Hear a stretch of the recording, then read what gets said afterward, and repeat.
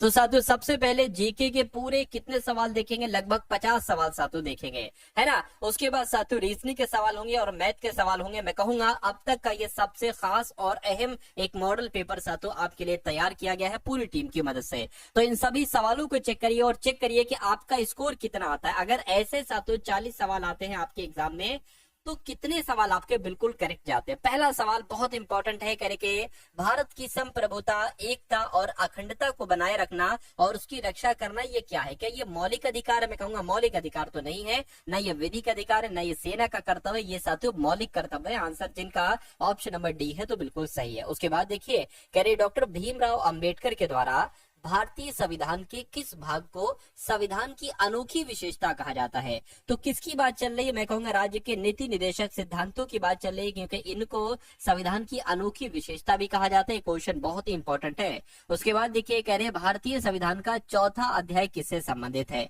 तो भारतीय संविधान का चौथा अध्याय साथियों राज्य के नीति निर्देशक तत्वों से संबंधित है। आंसर आपको ऑप्शन नंबर डी होगा। उसके बाद देखिए कह रहे पहला लोकपाल विधेयक भारत की संसद में कब पेश किया गया था? तो ये साथियों पता है कब पेश किया गया था? 1968 में पेश किया गया था, ये आपको याद रखना है। उसके बाद देखिए करके कौन सा भारतीय संसद का एक अंग नहीं है? देखिए भारतीय संसद के 3 अंग हैं। अगर बात करें तो राष्ट्रपति है, राज्यसभा और लोकसभा, लेकिन राज्य की विधानसभा नहीं है संसद का अंग। तो आंसर आपका अगर है ऑप्शन नंबर डी के साथ तो मैं कहूंगा आंसर आपका बिल्कुल सही है। उसके बाद देखिए कहा जा रहा है कि भारतीय प्रधानमंत्री ने संसद का सामना नहीं किया, यानी कि किस प्रधानमंत्री ने संसद का सामना नहीं किया? तो मैं कहूंगा चौधरी चरण सिंह इन प्रधानमंत्री का नाम था और इन्होंने संसद का कभी सामना नहीं किया साथियों। उसके बाद देखिए अगला सवाल कह रहे कि भारत के प्रथम और एकमात्र कार्यकारी प्रधानमंत्री कौन रहे? यानी कि एक्टिंग प्राइम मिनिस्टर की यहाँ पर बात चल रही। तो साथियों आपका जवाब जो होना चाहिए वो गुलजारी लाल नंदा के साथ जाना चाहिए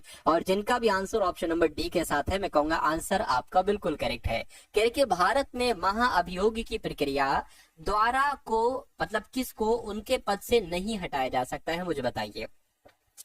देखिए अगर बात करें मतलब महाअभियोग चलाकर भारत के मुख्य न्यायाधीश को हटाया जा सकता है, बिल्कुल सही। मुख्य चुनाव आयुक्त को भी और भारत के राष्ट्रपति को भी महाअभियोग की प्रक्रिया के द्वारा हटाया जा सकता है, लेकिन प्रधानमंत्री साहब को नहीं हटाया जा सकता, नहीं हटाया जा सकता। तो यही तो आपसे पूछा जा रहा था। उसके बाद देखिए करके कौन सा जीव भारत का राष्ट्रीय जल जीव है? तो भारत का राष्ट्रीय जल जीव की अगर बात करें तो जो गंगा नदी की डॉल्फिन मछली है ना, यही भारत की राष्ट्रीय जल जीव कहलाई जाती है। ये आपको याद रखना है। जिनका भी आंसर ऑप्शन नंबर सी तो बिल्कुल करेक्ट है। उसके बाद देखिए कह रहे कि भारत का राष्ट्रीय प्रतीक किस सम्राट के द्वारा निर्मित सिंह कैपिटल का एक प्रतिरूप है? तो मैं कहूंगा साथियों अशोक यहाँ पर आपका राइट आंसर हो जाएगा। यानी कि भारत का जो राष्ट्रीय प्रतीक है ये सम्राट अशोक के द्वारा निर्मित सिंह कैपिटल का एक प्रतिरूप है। उसके बाद देखिए कह रहे कि भारत का राष्ट्रीय गीत साथियों किसने लिखा? कुल मिला के ये आपसे यहाँ पर पूछा जा रहा है, मुझे बताइए। देखिए भारत के राष्ट्रीय गीत की जब बात आती है तो साथियों बंकिम चंद्र चटर्जी का नाम आ जाता है ना। तो जिनका भी आंसर ऑप्शन नंबर बी तो बिल्कुल करेक्ट है। उसके बाद देखिए कह रहे कि भारत का राष्ट्रीय गीत किसने लिखा? ये तो अभी मैंने आपको बताया भाई साहब बंकिम चंद्र चटर्जी। हाँ अगर राष्ट्रीय गान होता तो साथियों आंसर चेंज हो जाता। आप लोग कमेंट में मुझे बताइए साथियों अगर राष्ट्रीय गान होता यानी कि भारत के राष्ट्रीय गान के रचयिता कौन है? एक बार कमेंट में आंसर मुझे दीजिए, मैं आपके आंसर को देखूंगा। कह रहे कि एक पूर्णिमा से दूसरी पूर्णिमा के बीच की समय अवधि कितनी होती है? तो साथियों 29 दिन से थोड़ी अधिक होती है। क्या 29 दिन से थोड़ी अधिक होती है? अगला सवाल देखिए कह रहे कि भूकंप आने का कारण क्या होता है, मुझे बताइए। 4 ऑप्शन आपके सामने है, आपको बताना है भूकंप आने का कारण क्या पृथ्वी की सतह की ग्लोबल वार्मिंग है? नहीं।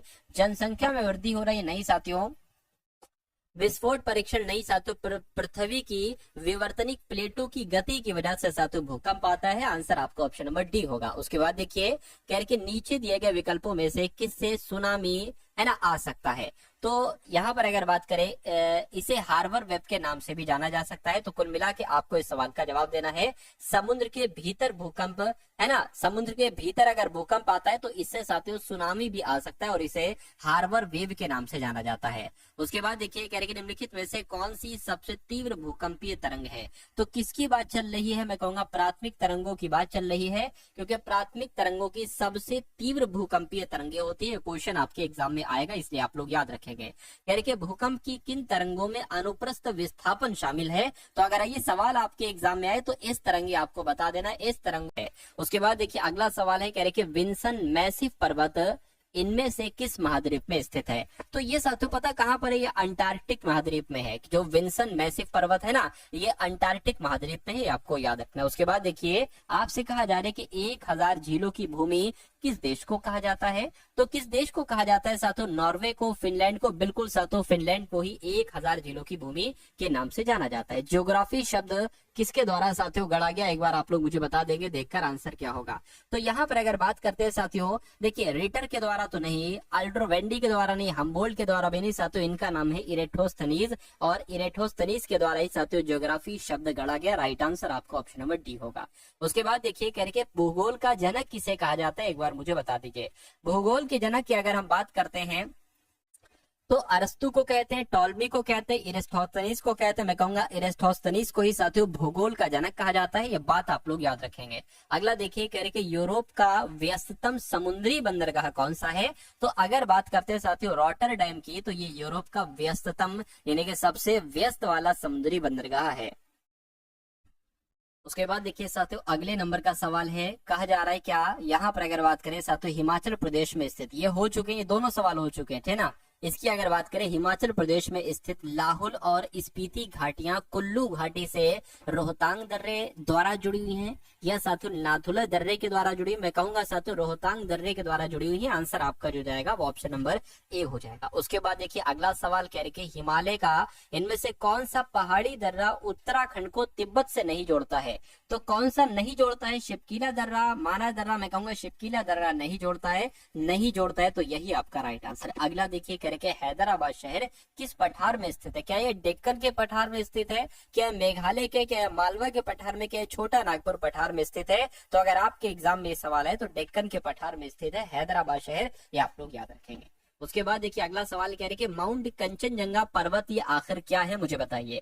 साथियों अगर आपने अभी तक इस वीडियो को लाइक नहीं किया है तो रिक्वेस्ट मैं आपसे इतनी करूंगा कि वीडियो को तो लाइक कर दीजिए, और चैनल पर अगर नए हैं तो चैनल को भी साथियों जरूर सब्सक्राइब कर लीजिए। और आप अगर साथियों वाकई में एग्जाम को पास करना चाहते हैं, भले इस एग्जाम में साथियों कुछ दिन बाकी हो, मैं कहूंगा साथियों जब से आप हमारी इस वीडियो को देख रहे हैं एनटीपीसी एग्जाम की, आप लगातार साथियों अपने एग्जाम तक साथियों इन सभी सवालों को तैयार करते रहिए। मेरा मानना है कि तैयारी आपकी मैं इतनी करवा दूंगा कि कम से कम ये एग्जाम साथियों आप क्लियर कर रहे हैं ना। तो साथियों कुल मिला के अगर बात करें, मेहनत करेंगे और ईमानदारी के साथ पढ़ाई करेंगे, एक एक सवाल को अच्छे तरीके से देखेंगे, और मैं कहूंगा देखने से, सुनने से, पढ़ने से ये आपके सवाल मनोमस्तिष्क में स्टोर हो जाएंगे, और जब आपके मनोमस्तिष्क में ये सवाल साथों स्टोर हो जाएंगे और जब परीक्षा में साथों ये सवाल आपके सामने आएंगे तो आपका मन, आपका मनोमस्तिष्क साथों उसका उत्तर ऑटोमेटिक दे देगा। तो बस अभी आपको इसको ध्यान से देखना है, अपने फीड करते रहना है साथियों अपने स्टोर में, है ना, जो आपका बॉडी का स्टोरेज है उसमें साथियों स्टोर करते रहना है। चलिए अगला देखिए करके माउंट कंचनजंगा पर्वत ये क्या है? तो मैं कह सकता हूँ विश्व का तीसरा सबसे ऊंचा पर्वत है। आंसर आपका ऑप्शन नंबर डी होगा। उसके बाद देखिए करके दुनिया में दूसरी सबसे ऊंची चोटी कौन सी है? तो अगर बात करते हैं साथियों यहाँ पर अगर बात करें दुनिया में दूसरी सबसे ऊंची चोटी कौन सी है, तो K2 है साथियों। राइट आंसर आपका ऑप्शन नंबर सी होगा।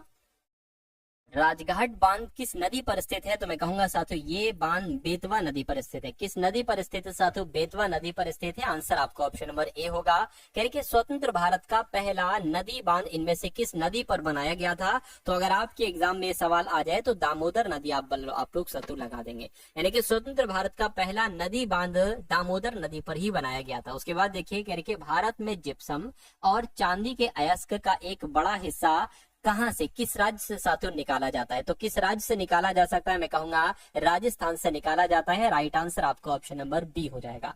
उसके बाद देखिए कह रहे कि डिगबोई खानों में इनमें से कौन सा प्रचुर मात्रा में पाया जाता है? तो अगर बात करें साथियों पेट्रोलियम की, तो मैं कहूंगा पेट्रोलियम आपके सवाल का बिल्कुल सही जवाब हो जाएगा। अगला देखिए कह रहे कि भारत का पहला परमाणु स्टेशन कब स्थापित किया गया था? तो भारत का पहला परमाणु स्टेशन 1969 में स्थापित किया गया था। उसके बाद देखिए कह रहे कि भारत के पहले रेलवे विश्वविद्यालय का नाम मुझे बता दीजिए। इनमें से कौन सा भारत का पहला रेलवे विश्वविद्यालय था? तो राष्ट्रीय रेल एवं परिवहन संस्थान, यही भारत का पहला रेलवे विश्वविद्यालय था।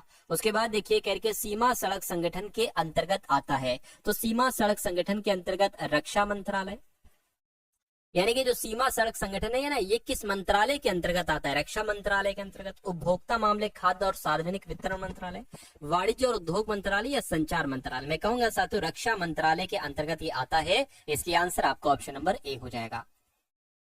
जोजिला टनल प्रोजेक्ट साथियों कहां पर स्थित है? तो मैं कह सकता हूं कि ये कहां पर स्थित है? जम्मू कश्मीर में। बिल्कुल साथियों, जोजिला टनल प्रोजेक्ट तो जम्मू कश्मीर में ही स्थित है। उसके बाद देखिए कह रहे कि भारतीय रेलवे के द्वारा शुरू किए गए रेल सहयोग वेब पोर्टल का उद्देश्य क्या था? तो साथियों भारतीय रेलवे ने ये क्यों शुरू किया था?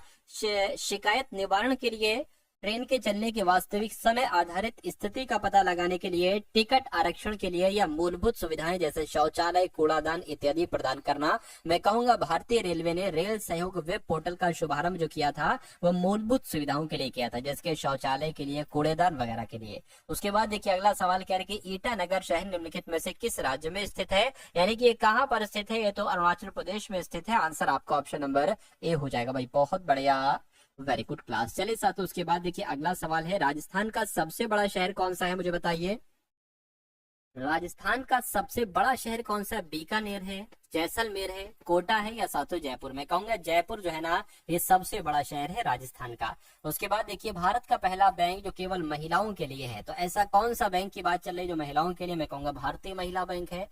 अगला सवाल आपकी स्क्रीन पर है, आपसे पूछा क्या जा रहा है? आपसे पूछा जा रहा है कि भारत में पहली समकालिक जनगणना कब की गई थी? तो साथियों ये 1881 में की गई थी समकालिक जनगणना। इंपॉर्टेंट क्वेश्चन है ये।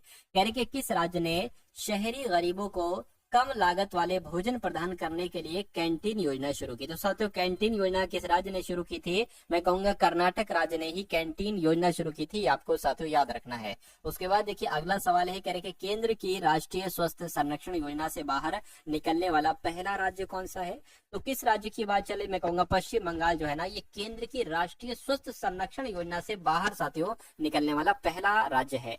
तमिलनाडु का सबसे लोकप्रिय लोक नृत्य कौन सा है? तो कारगम है, कुडियाट्टम है, यक्षगान है, कथकली है? मैं कहूंगा कारगम ये तमिलनाडु का एक प्रसिद्ध लोकप्रिय लोक नृत्य है। आंसर आपका ऑप्शन नंबर ए हो जाएगा। उसके बाद देखिए कह रहे कि घूमर जो है ना ये कहाँ का पारंपरिक और उत्साहपूर्ण लोक नृत्य है? तो घूमर कहाँ पर किया जाता है साथियों? घूमर राजस्थान का लोक नृत्य है। सही जवाब जिनका ऑप्शन नंबर सी है तो बिल्कुल सही है। उसके बाद देखिए कह रहे कि राजस्थान का लोक नृत्य इनमें से कौन सा है? मुझे बताइए। तो जो घूमर है अभी मैंने आपको बताया साथियों, यहाँ पर मैंने आपको बताया घूमर जो है ना ये राजस्थान का ही तो है। अगला देखिए कह रहे कि लोकगीत है ये कजरी, ये कहाँ लोकप्रिय है? तो ये किस राज्य का लोकगीत है कजरी जिसका नाम है? मैं कहूंगा साथियों ये उत्तर प्रदेश का है। कहाँ का है? उत्तर प्रदेश का है। उसके बाद देखिए कह रहे कि कृष्णनाट्यम इनमें से किस राज्य का एक प्रसिद्ध नृत्य है? तो ये साथियों कहाँ पर किया जाता है? ये केरल में किया जाता है। जो कृष्णनाट्यम है ना साथियों नृत्य, ये केरल का है। उसके बाद देखिए कहने कि किस समाज सुधारक की जयंती को चिन्हित करने के लिए 12 जनवरी को राष्ट्रीय युवा दिवस मनाया जाता है?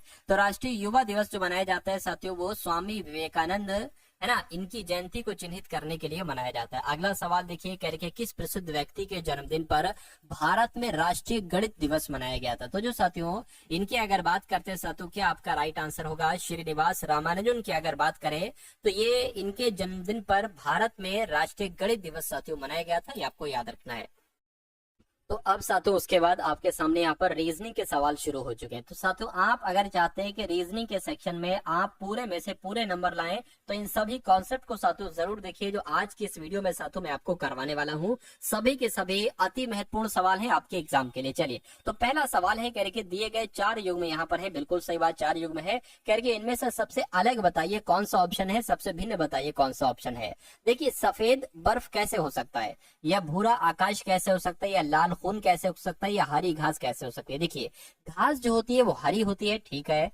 खून जो होता है वो लाल होता है, ठीक है। आकाश भूरा नहीं होता है साथियों, ठीक है। और बर्फ कैसा होता है, सफेद होता है। तो कुल मिला के अगर बात करें आकाश भूरा नहीं होता है, आकाश का रंग कैसा होता है साथियों, नीला होता है। तो यहाँ पर नीला आना चाहिए था। तो सबसे अलग कौन सा हो जाएगा, ऑप्शन नंबर बी वाला हो जाएगा और यही आपके सवाल का बिल्कुल करेक्ट आंसर हो जाएगा। उसके बाद देखिए अगला सवाल बहुत शानदार है। देखिए यहाँ पर आपसे कहा जा रहा है कि एक फोटो की ओर इशारा करते हुए जॉन कहता है, जॉन क्या कहता है, जॉन कहता है साथियों एक फोटो की तरफ इशारा करते हुए कहता है कि वह यानी कि ये जो है ना ये मेरी माँ की बहन यानी कि इनकी माँ की बहन। देखिए इनकी माँ की बहन कौन हो जाएंगी साथियों, माँ की बहन के पति, माँ की बहन के पति है ना, माँ की बहन के पति की इकलौती नातिन कौन होगी? इकलौती नातिन साथियों कहीं ना कहीं वो एक तरीके से क्या हो जाएगी, ठीक है, भांजी हो जाएगी। क्या हो जाएगी साथियों? भांजी हो जाएगी। यानी कि साथियों इकलौती नातिन मतलब एक तरीके से साथियों जो माँ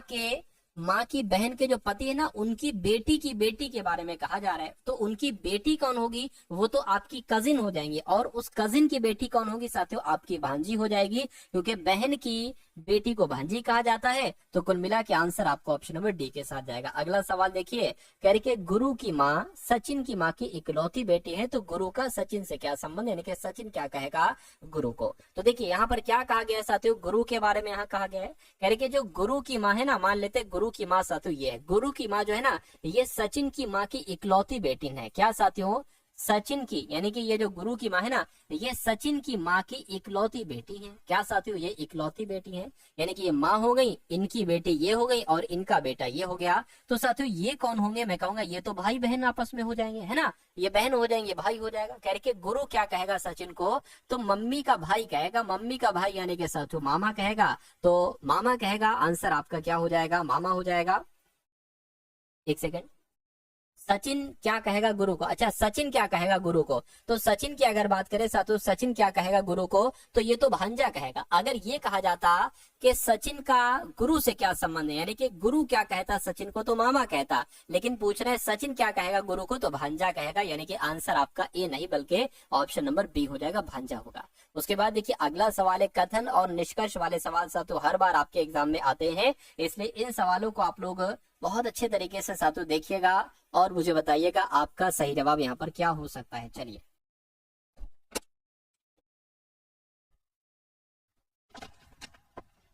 तो यहाँ पर साथियों अगर बात करें करके सभी जहाज नाव है, तो जैसे जैसा कहा जा रहा है वैसे वैसे साथियों आप लोग क्या करते जाएंगे, सभी जहाज मान लेते हैं साथियों। ये क्या हो गए? ये आपके जहाज हो गए, और सभी जहाज क्या हो गए? सभी जहाज नाव हो गए। और कह रहे कि सभी लंगर जहाज हैं, यानी कि लंगर जो है ना साथियों वो जहाज के अंदर आएंगे, सभी लंगर जहाज हैं। अब निष्कर्ष पढ़िए और मुझे बताइए कौन सा निष्कर्ष सही है और कौन सा निष्कर्ष गलत है। चलिए, कह रहे कि सभी लंगर नाव है, बिल्कुल सभी लंगर जो है ना वो नाव हो जाएंगे, ये बात सही है। कुछ जहाज लंगर है, कुछ जहाज लंगर है, इतने जहाज लंगर है, ये बात भी बिल्कुल सही है। कोई लंगर नाव नहीं है।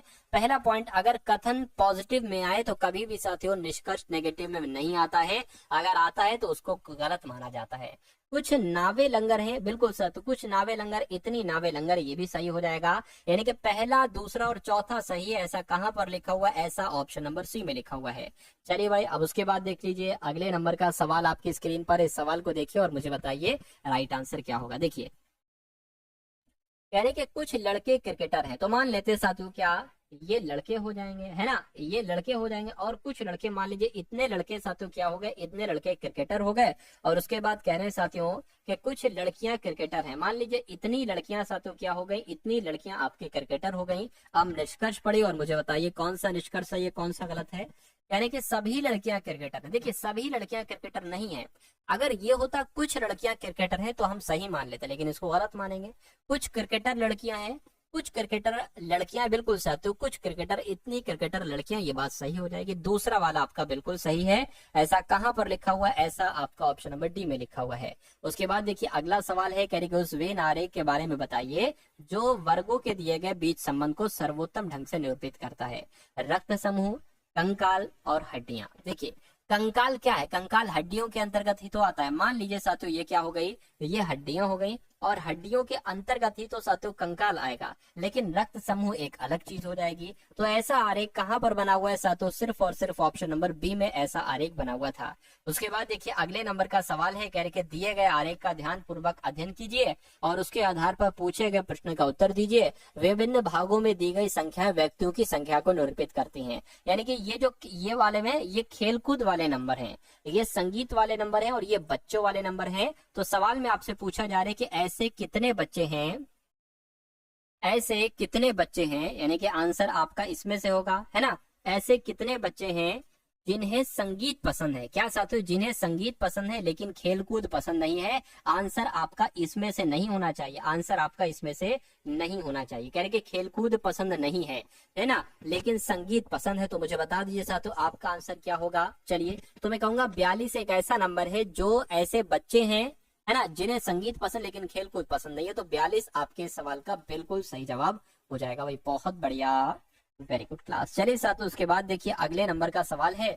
आपसे यहाँ पर कहा जा रहा है कि नीचे दी गई संख्या के सभी अंकों को अवरोही क्रम में लिखिए। यानी कि इनको सबसे पहले अवरोही क्रम में अगर हम लोग लिखें, यानी कि सबसे बड़ा तो 9 है, उसके छोटा 8 है, और उससे छोटा क्या आ जाएगा, फिर 7 आ जाएगा, फिर 5 2 बार लिखा हुआ है, ठीक है, कोई दिक्कत नहीं है ना। उसके बाद साथियों आपका 3 आ जाएगा, और 2 भी 2 बार लिखा हुआ, उसके बाद 1 आ जाएगा। तो अवरोही क्रम में हम लोगों ने लिख लिया। यानी कि अवरोही क्रम में बाएं से दाएं की ओर व्यवस्थित किया गया। बिल्कुल साथियों, बाएं से दाएं की ओर व्यवस्थित किया गया है। तो इस प्रकार बनी नई संख्या में, यानी कि ये जो नई संख्या बनी, इसमें बाएं से दूसरे पर, क्या साथियों, बाएं से दूसरे पर, तो बाएं से दूसरे पर ये 8 हो जाएगी, बाएं से दूसरे पर, और दाएं से तीसरे पर, दाएं से तीसरे पर ये संख्या हो जाएगी। करके इनका योग करके बताइए। तो 8 + 2 का योग करके बताना है साथियों, 10 हो जाएगा। यानी कि 10 आपके इस सवाल का बिल्कुल करेक्ट आंसर हो जाएगा भाई। बहुत बढ़िया, वेरी गुड क्लास। तो साथियों कैसे लग रहे हैं आपको ये सवाल, एक बार कमेंट सेक्शन में मुझे बता दीजिए। अगर आपको ये क्लास साथियों पसंद आ रही है ना, तो एक बार वेरी नाइस क्लास आप लोग साथियों लिख देंगे, मुझे बहुत अच्छा लगेगा, है ना। चलिए, अब साथियों उसके बाद देख लेते हैं नेक्स्ट नंबर का सवाल है। आखिर इसमें क्या कहा जा रहा है, ये भी बहुत शानदार सवाल है आपके लिए, है ना। कहा आपसे यहाँ पर जा रहा है साथियों, 6 शहरों में से अलीगंज सेवानगर से बड़ा है, हरिनगर नंद नगरी से बड़ा है, जैतपुर हरिनगर से छोटा है, लेकिन सेवानगर से बड़ा है। देखिए ये सवाल, ऐसे सवाल आपके एग्जाम में आते ही आते हैं। और अगर आप साथियों लंबी रेस के घोड़े बनना चाहते हैं, यानी कि एक दमदार घुड़सवार बनना चाहते हैं, सिलेक्शन पाना चाहते हैं, तो ऐसे सवालों की प्रैक्टिस करिए, क्योंकि ऐसे सवाल आपके एग्जाम में आएंगे। लेकिन अगर ऐसे सवालों को देखकर आप भाग जाते हो, इसका मतलब है कि आपके और आपके सिलेक्शन से दूरी बहुत ज्यादा हो जाएगी, फिर चिंता करने की जरूरत है आपको साथियों। इसलिए इन सवालों को समझिए, पढ़िए, ऐसे ही सवाल आपके एग्जाम में आएंगे।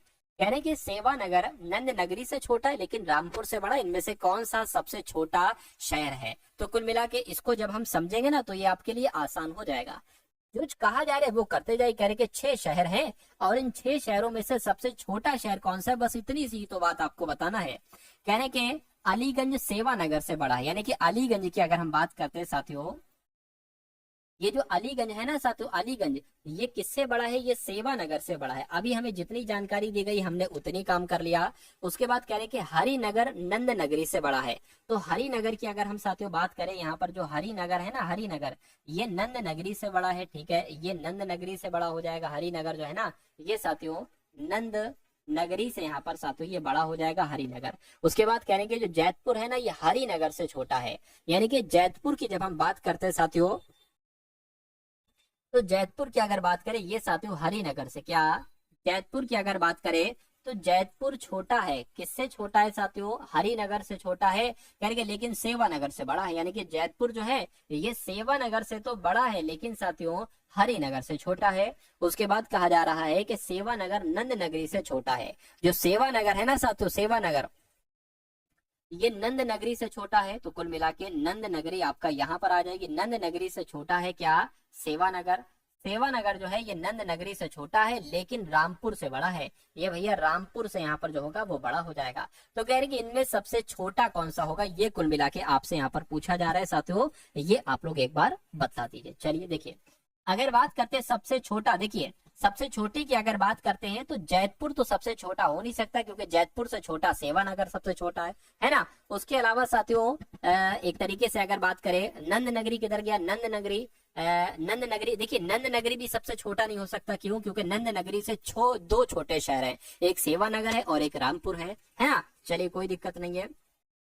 और सेवानगर भी सबसे छोटा नहीं हो सकता। क्यों, क्योंकि सेवानगर से छोटा रामपुर है। तो कुल मिला के मैं कहूंगा सबसे छोटा जो है वो रामपुर ही तो है। इसलिए आंसर आपका जाएगा ऑप्शन नंबर डी के साथ। और जिनका आंसर ऑप्शन नंबर डी के साथ है, मैं कहूंगा आंसर आपका बिल्कुल करेक्ट हो जाएगा भाई। बहुत बढ़िया, वेरी गुड क्लास।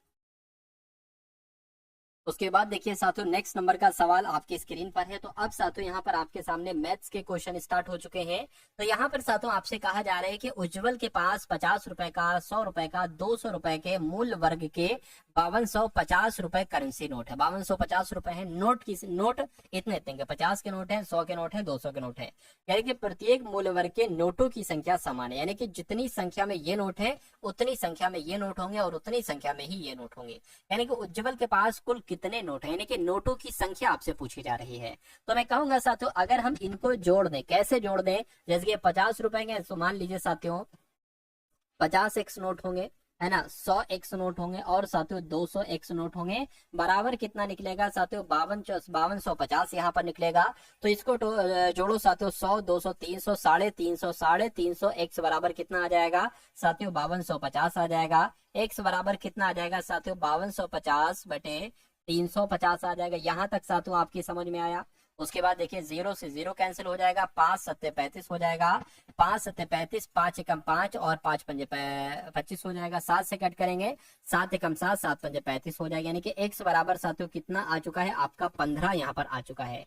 और देखिए अब यहाँ पर x का मतलब क्या है, अगर साथियों यहाँ पर अगर बात करें, देखिए x यानी कि ये नोटों की संख्या है, x तो नोटों की संख्या है और यहाँ पर कहा जा रहा है कि जितने नोट ये हैं उतने नोट ये होंगे और उतने नोट ये होंगे। तो साथियों x का मान हमने निकाल लिया है 15, तो 3x का मान निकाल लीजिए, क्योंकि जितनी संख्या इसकी जितनी इतनी, तो 3x की वैल्यू तो निकालेंगे साथियों। x बराबर 15 है तो 3x की वैल्यू 45 हो जाएगी। यानी कि उज्जवल के पास कुल नोटों की संख्या कितनी है साथियों 45 है। 45 कहाँ पर लिखा हुआ है, ऑप्शन नंबर बी में लिखा हुआ है। अब उसके बाद देखिए अगला सवाल, यानी कि किसी भिन्न को जब 1/3 में से घटाया जाता है तो 1/12 शेष बचता है, तो कहने के भिन्न बताइए। मान लीजिए साथियों वो भिन्न क्या है, वो भिन्न x/y है ना। तो कहने के किसी भिन्न को जब 1/3 में से घटाया जाता है, तो मान लेते हैं साथियों x अपॉन y में से 1/3 को जब घटाया जाता है तो 1/12 बचता है। तो इसको जरा आप कैलकुलेट कर लीजिए,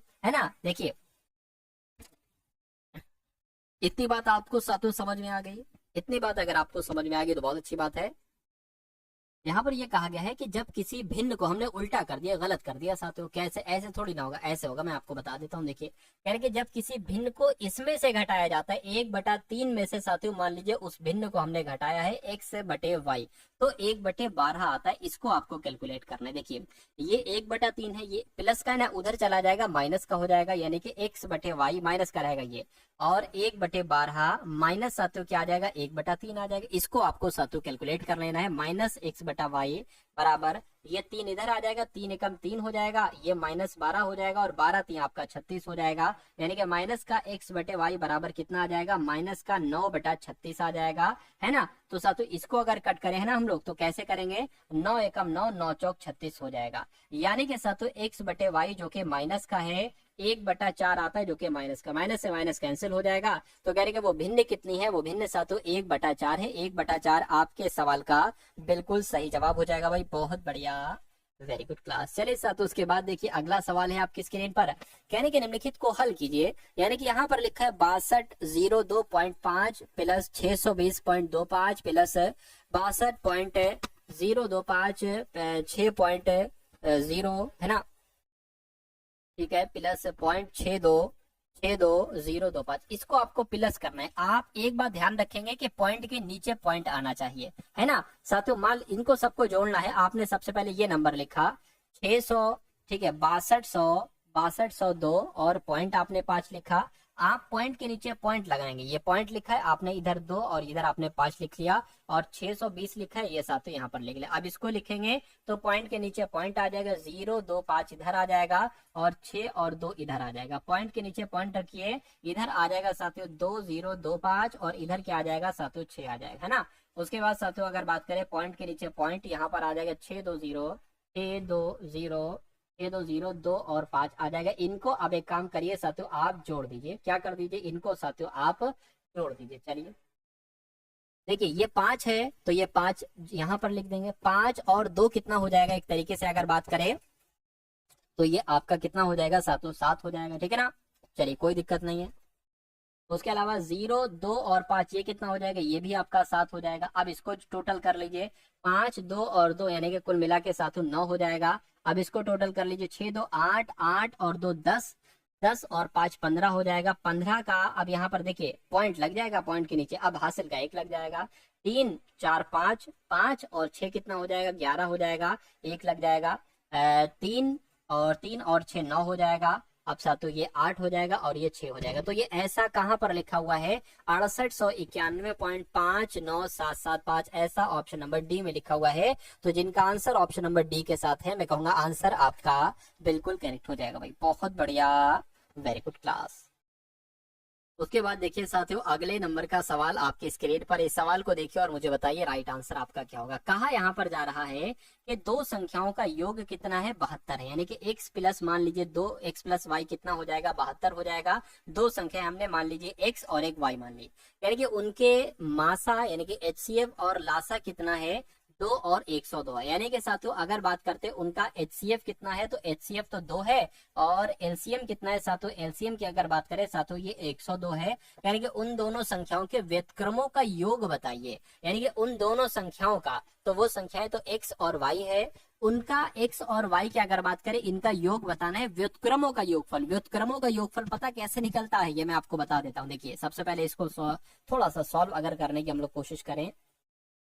देखिए एक सूत्र साथियों यहाँ पर आपने जरूर पढ़ा होगा, मुझे पूरी उम्मीद है साथियों वो सूत्र आपने पढ़ा होगा। आपने पढ़ा होगा साथियों, दोनों संख्याओं का गुणनफल, क्या, दोनों संख्याओं का गुणनफल बराबर LCM और गुणा HCF। आपने इतना पढ़ा है ना, आपने इतना पढ़ा है, बहुत अच्छी बात है। HCF ये F है ना साथियों, क्या है ये साथियों, F है। चलिए तो आपको पता है साथियों कि यहाँ पर LCM कितना है, LCM आपका साथियों 102 है, LCM आपका साथियों 102, HCF कितना है साथियों 2 है। और दोनों संख्याओं को मान लीजिए हमने क्या, x गुणा y मान लिया, x गुणा y, यानी कि x गुणा y हमें कितना मिल चुका है साथियों, इसको अगर हम करें तो 204 हो जाएगा मेरे ख्याल से, यानी कि x गुणा y कितना हो जाएगा साथियों, 204 हमें यहाँ पर मिल चुका है। ठीक है, कोई दिक्कत नहीं है। और यहाँ पर साथियों दूसरी बात करें, x प्लस वाई कितना है, x प्लस वाई की अगर बात करें साथियों 72 है। ये दो चीजें आप लोग याद रखेंगे, एक ये चीज और एक ये चीज। अब यहाँ पर कहा जा रहा है कि उन संख्याओं का यानी कि x और y का व्युत्क्रम बताइए। तो x का अगर व्युत्क्रम करते हैं तो 1/x हो जाएगा, और y का अगर व्युत्क्रम करते हैं तो 1/y हो जाएगा। इनका योग पूछा जा रहा है, यानी कि आपसे ये वैल्यू पूछी जा रही है। इसको जरा सॉल्व अगर हम लोग करें ना, तो y को यहाँ से गुणा करेंगे, x को यहाँ गुणा करेंगे, तो ये क्या हो जाएगा, y प्लस x हो जाएगा, और नीचे क्या हो जाएगा, x y हो जाएगा। इसको अगर और थोड़ा सही से करें, देखिए y प्लस x लिखे ना, अच्छा नहीं लग रहा है, तो इसको x प्लस वाई कर लो और इसको एक्स वाई कर लो। अब आपको पता है x प्लस वाई की वैल्यू कितनी है, 72 है, तो साथियों 72 आ जाएगा। आपको x और y की वैल्यू पता है 204 है, तो साथियों 204 आ जाएगा। यानी कि यही तो आपसे पूछा गया था और यही आपका आंसर हो जाएगा। बस आपको एक काम करना है, इसको कैलकुलेट कर लीजिए, 2 से करें, देखिए 2 से करेंगे साथियों, 2 3 6 आ जाएगा, 2 6 12 आ जाएगा। 2 से कट करेंगे तो यहाँ पर साथियों क्या आ जाएगा, 2 एकम 2, 2 दूना 4, 2 से कट करिए और तो 18 आ जाएगा। यहाँ पर साथियों 51 आ जाएगा, है ना, इतनी बात क्लियर है। 2 पंजे 10, 2 एकम 2। अब ये किससे कट होगा, देखिए 3 से, 3 6 18, 3 एकम 3, 3 7 21, यानी कि 6/17 कहीं पर लिखा हुआ, मैं कहूंगा बिल्कुल लिखा हुआ है, ऑप्शन नंबर बी में लिखा हुआ है, जो कि आपका राइट आंसर है। उसके बाद देखिए साथियों अगला सवाल है कि यहाँ पर अगर बात करें साथियों, आपसे क्या कहा जा रहा है, आपसे यहाँ पर कहा जा रहा है कि अगर P अनुपात क्या, P अनुपात 18, और साथियों अगर बात करते हैं, यहाँ एक सेकेंड, P अनुपात 18 और साथियों 5:3, तो इसमें P का मान आपको बताना है। देखिए कभी भी अगर आपको इस फॉर्म में लिखा हो तो आप साथियों बटा कर लीजिए, P/18 और इसको बराबर कर लीजिए 5/3, इसमें से आपको P का मान निकालना बहुत आसान है, बराबर है ना, क्रॉस मल्टीप्लाई कर दीजिए, है ना, 18 की गुणा 5 से कर दीजिए, P बराबर कितना मिल जाएगा, 5 गुणा 18/3 मिल जाएगा। इसको कैलकुलेट कर लीजिए, 3 एकम 3, 3 6 18, 6 पंजे 30 हो जाएगा, यानी कि P का मान जो निकलेगा वो 30 निकलेगा। और 30 कहाँ पर है साथियों, 30 आपका ऑप्शन नंबर बी वाले में है। उसके बाद देखिए अगला सवाल आपकी स्क्रीन पर है, कह रहे कि 0.16 और 0.64 के बीच मध्य अनुपाती कितना होगा। अगर कभी भी दो संख्याएं आपको दे रखा हो और उनके बीच मध्य अनुपात पूछे, तो तुरंत आपको एक शॉर्ट ट्रिक के माध्यम से इनका अंडर रूट कर देना है, इनको मतलब 0.16 और साथियों 0.64 कर देना है। अब आपको ये देखना है साथियों, अब इनको आपको बाहर निकालना है, क्या साथियों, अगर बात करें साथियों, आप इनको देखिए, ये 4 का स्क्वायर है ना, तो साथियों 4 बाहर आ जाएगा लेकिन पॉइंट वाला। ये किसका स्क्वायर है? ये 8 का स्क्वायर है, तो साथियों 8 बाहर आ जाएगा पॉइंट वाला। तो कुल मिला के 4 अट्ठे कितना हो जाएगा? 32 हो जाएगा। एक नंबर के बाद प्लस एक नंबर के बाद, यानी कि 2 नंबर के बाद हमें यहाँ पर पॉइंट लिखना होगा। तो पॉइंट 3 2 आपके इस सवाल का साथियों बिल्कुल सही जवाब हो जाएगा भाई। बहुत बढ़िया, वेरी गुड क्लास। तो साथियों कैसी लगी आपको ये क्लास? एक बार कमेंट सेक्शन में आप लोग जरूर बताइएगा। एक बार साथियों कमेंट